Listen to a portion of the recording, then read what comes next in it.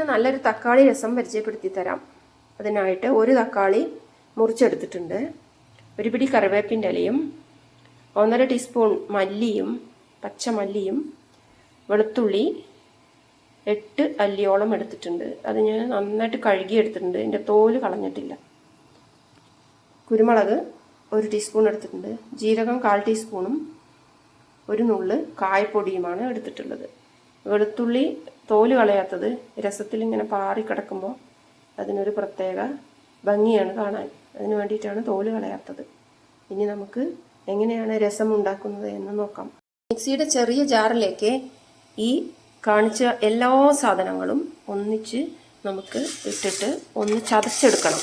എല്ലാം കൂടി കൂട്ടി യോജിപ്പിച്ച ശേഷം ഒന്ന് ചതച്ചെടുക്കണം. ചതച്ചെടുക്കുമ്പോൾ നമുക്ക് ഈ രസത്തിലേക്ക് ആവശ്യമുള്ള ഉപ്പും കൂടി മിക്സിയിലേക്ക് ചേർത്ത് കൊടുത്തിട്ട് വേണം ചതയ്ക്കാൻ. മിക്സിയുടെ ചെറിയ ജാറിൽ ഈ സാധനങ്ങളൊക്കെ ഇട്ട ശേഷം രസത്തിലേക്ക് ആവശ്യമായ ഉപ്പിട്ട് കൊടുത്തിട്ടുണ്ട്. കൂടാതെ 1/2 ഗ്ലാസ് തുവരപ്പരിപ്പ് കുക്കറിൽ 2 വിസിലടിച്ച് വേവിച്ചെടുത്തതാണ് ഇതും കൂടി ഇതിലേക്ക് ആവശ്യമാണ്. ഒരു വലിയ ചെറുനാരങ്ങ വലിപ്പത്തിൽ പുളിയാണ് ഞാൻ വെള്ളത്തിലിട്ട് വെച്ചിട്ടുള്ളത്. രസത്തിന് വേണ്ട വെള്ളവും കൂടി ഇതിലേക്ക് ചേർത്ത് കൊടുക്കാം. ഇതിപ്പോൾ ചതച്ചെടുത്തിട്ടുണ്ട്. ഇപ്പോൾ വെളുത്തുള്ളിയുടെ ആ തോലൊക്കെ ഇങ്ങനെ നല്ല ഭംഗിയിൽ വന്നിട്ടുണ്ട്. ചതച്ചപ്പോൾ നന്നായിട്ട് തന്നെ ചതച്ചെടുത്തിട്ടുണ്ട്. പിന്നെ ആഫ്രിക്കൻ മല്ലിയുടെ ഒരു തണ്ടാണുള്ളത്. ഇതില്ലെങ്കിൽ നമ്മുടെ സാധാരണ മല്ലിയില നന്നായിട്ട് കഴുകിയിട്ട് ഇട്ടാലും മതിയാകും. പാകം ചെയ്യുന്നതിനായിട്ട് ഞാനൊരു മൺചട്ടിയാണ് എടുത്തിട്ടുള്ളത്. പുളിവെള്ളം ആയതുകൊണ്ട് മൺചട്ടിയാണ് നല്ലത്. ഇതിലേക്ക് ഞാൻ ഈ പരിപ്പാണ് ആദ്യം ഒഴിച്ചു കൊടുക്കുന്നത്. വേവിച്ച് വെച്ച പരിപ്പാണ് ഒഴിച്ചു കൊടുക്കുന്നത്. ഇതിലേക്ക് ഞാൻ ഇട്ട് കൊടുക്കുന്നത് ഈ ചതച്ച് വെച്ച സാധനങ്ങളാണ്.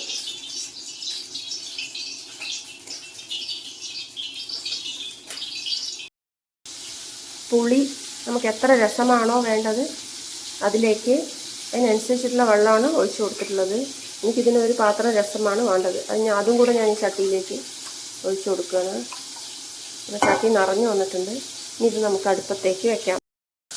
നമ്മളൊരു അലുമിനിയം ചീനച്ചട്ടി അടുപ്പത്ത് വെച്ചിട്ട് കുറച്ച് വെളിച്ചെണ്ണ ഒഴിച്ചിട്ട് തക്കാളിയെ ഒന്ന് നല്ലോണം വാട്ടിയെടുക്കണം. ഇത് മൺചട്ടിയിൽ നമ്മൾ ചെയ്യുമ്പോൾ ഒരുപാട് സമയം വേണ്ടി വരും. അപ്പോൾ ഇങ്ങനെ അലുമിനിയം ചട്ടിയിൽ നമ്മളിത് വാട്ടി നല്ലോണം പച്ചമണം പോയി കഴിയുമ്പം ഇതിനെയും കൂടെ നമുക്ക് ഈ ഒരു രസക്കൂട്ടിലേക്ക് ഇട്ട് കൊടുക്കാം. ഇപ്പം നമ്മൾ ഈ ഒരു രസക്കൂട്ട് അടുപ്പത്ത് വെച്ചിരിക്കുകയാണ്. അതിലേക്ക് ഈ വാട്ടിയെടുത്ത തക്കാളി കൂടി നമുക്ക് ചേർത്ത് കൊടുക്കാം. അതിനുശേഷം ഇത് അടച്ച് വെച്ച് 5 മിനിറ്റ് തിളയ്ക്കാൻ അനുവദിക്കുക. അടച്ച് വയ്ക്കുമ്പോൾ ഒരു തവി അതിൻ്റെ ഉള്ളിൽ ഇട്ട് കൊടുക്കണം, അല്ലെങ്കിൽ അത് തിളച്ച് പൊന്തിപ്പോവും. അടുത്ത് തന്നെ നിൽക്കണം. 5 മിനിറ്റ് കൊണ്ട് തന്നെ ഇത് തിളയ്ക്കും. തിളച്ച് കഴിയുമ്പോൾ നമ്മൾ തീയൊന്ന് സിമ്മാക്കി കൊടുത്താൽ മതി. 5 മിനിറ്റിന് ശേഷം ഞാൻ ഈ പ്ലേറ്റ് തുറന്നിരിക്കുകയാണ്. അപ്പം നല്ല മണമാണ് വരുന്നത് രസത്തിൻ്റെ. അപ്പം നമ്മൾ ഈ കയ്യിലിങ്ങനെ തുണി ചേർത്ത് വേണം പിടിക്കാൻ കേട്ടോ, അല്ലെങ്കിൽ കൈ പൊള്ളും. അപ്പോൾ ഒന്നിങ്ങനെ ഇളക്കി കൊടുത്തിട്ട് നമുക്ക് ഇത് ഓഫ് ചെയ്യാം. ഈ ഒരു രസം കുട്ടികൾക്കൊക്കെ പനി പിടിക്കുമ്പോൾ അവർക്ക് കറികളൊന്നും കൊടുക്കാതിരിക്കുകയാണ് നല്ലത്.